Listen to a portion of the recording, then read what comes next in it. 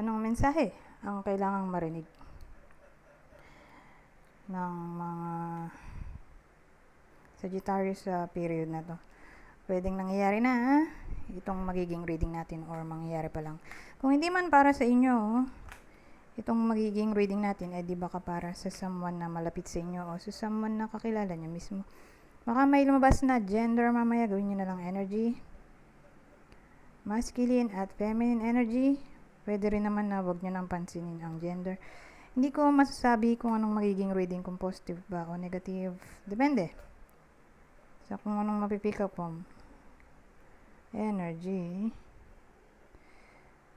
Walang masama kung papanoorin ang Sun, Moon at Rising sign kasi baka alin man sa mga yan ay mag-resonate na sa sitwasyon nyo.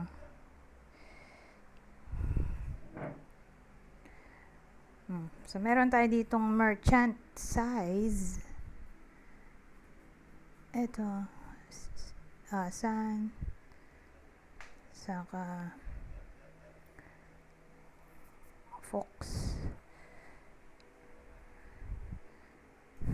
Ano kaya to?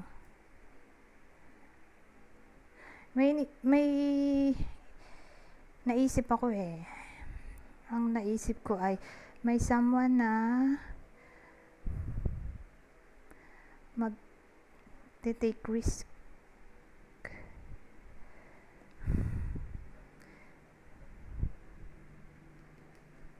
Kaya na may say.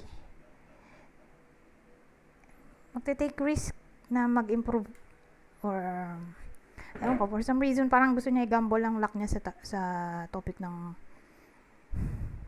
career or business.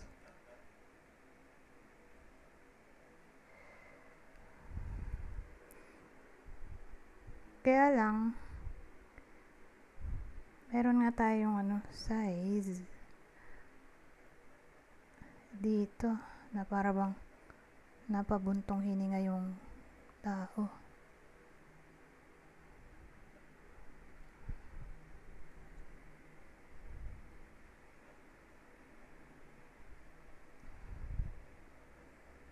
So iniisip ko baka nagkamali siya ng desisyon. Pero maganda yung Sun.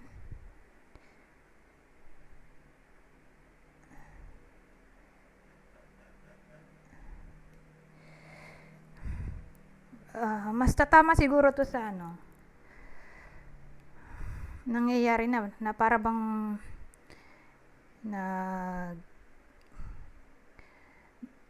take risk. May someone na nag-take risk sa topic ng career or business na para bang nag-fail or na nagka-problema.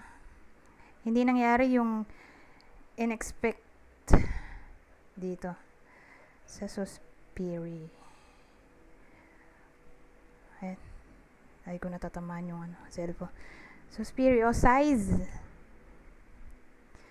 Pero nakabangon dito dahil sa intelligence o diskarte.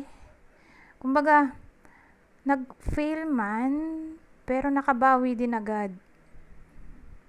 O na-turn niya yung negativity into positivity. Or nagkaroon ng blessing in disguise.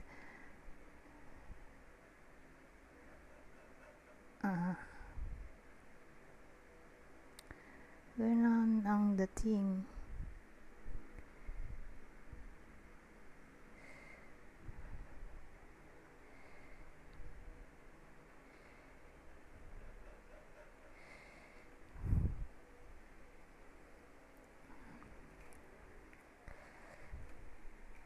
So again, career yun career or business, whether tumama to sa inyo or sa anyone na malapit sa inyo.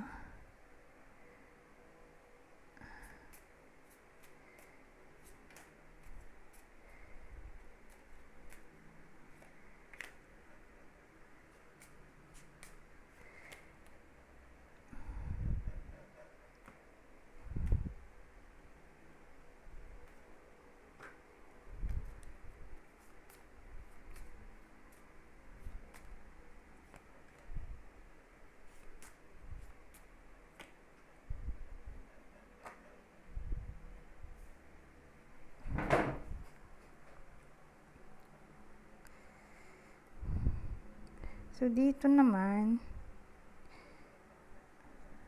merong death card, house,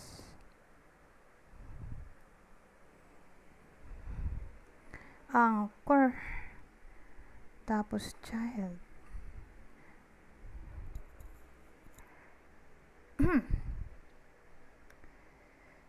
So, sa case na to may death card, no? Naisip ko, nagkaroon ba ng ending?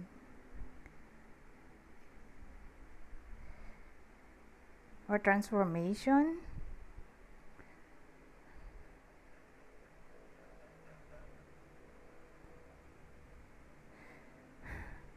May house dito eh.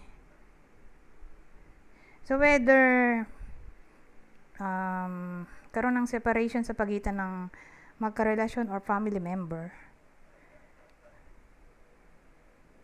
Pero since nandito tong anchor, ang dating sa akin, anchor plus ito, new beginning, commitment. Mukhang may reconciliation na maaaring mangyari sa period na to. So again, ang topic natin ay separation sa pagitan ng family member or karelasyon. May house kasi. So, inisip ko yung mga tao sa loob ng house. O siguro, yan, roommate,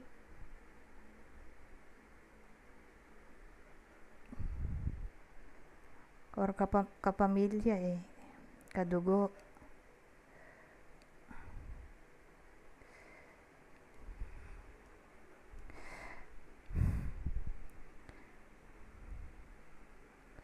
Or relocation to ng house, may ma-relocate ng bahay. Magdidesisyon na ma-relocate ng bahay.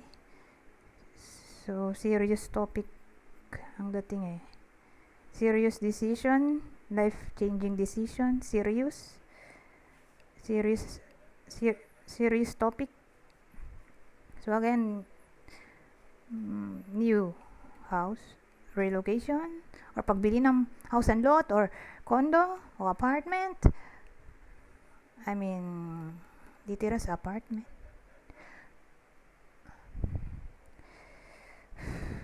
Ayun na lang, tama na yan.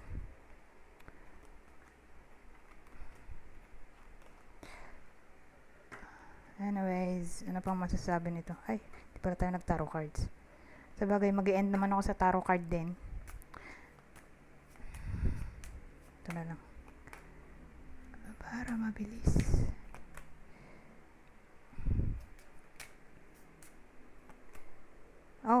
So sa topic ng relationship, mukha namang may improvement dito. So kung in a relationship na, or kasal, ba't baliktad to? Hindi ako nagbabasa ng baliktad. Meron akong kababalik-baliktad na to. Hindi ko naayos. So again, kasal or in a relationship, may peace and contentment naman dito at honesty.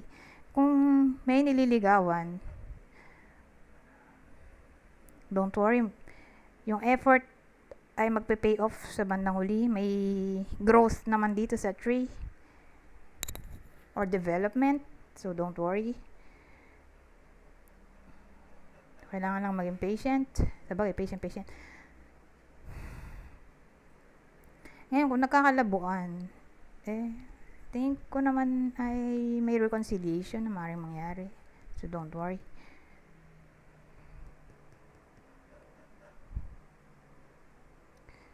Kung friends sila, close, single, close, may ka-close siya, mukhang may dito development kaka-developan sila.